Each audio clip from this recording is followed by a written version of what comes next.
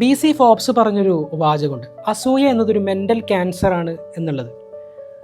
മറ്റൊരാളേക്കാൾ നമ്മൾ ചെറുതാണ് എന്നൊക്കെ നമുക്ക് തന്നെ സ്വയം തോന്നുമ്പോൾ നമ്മുടെ ഉള്ളിലുണ്ടാകുന്നതാണ് ഈ അസൂയ എന്നത്.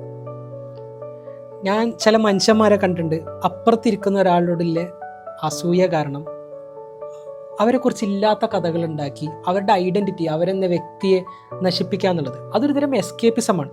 നമുക്ക് എന്തൊക്കെയോ ചെയ്യാൻ പറ്റാത്തത് കൊണ്ട് നമ്മുടെ ഉള്ളിലെ കുറ്റബോധത്തെ മറക്കാൻ, അതിൽ നിന്ന് എസ്കേപ്പ് ആവാൻ അപ്പുറത്തിരിക്കുന്ന ഒരാളെ പഴിചാരുക എന്നുള്ളത്.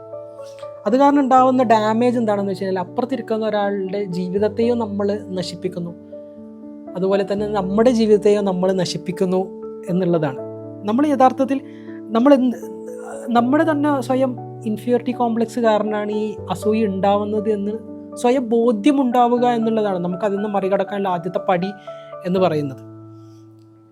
നമുക്ക് മറ്റൊരാളുടെ ചെയ്യാൻ പറ്റുന്ന ഏറ്റവും മനോഹരമായൊരു കാര്യം എന്താണെന്ന് വെച്ച് കഴിഞ്ഞാൽ അവരുടെ ജീവിതം ജീവിക്കാൻ അവരെ അനുവദിക്കുക എന്നുള്ളത് മാത്രമാണ്.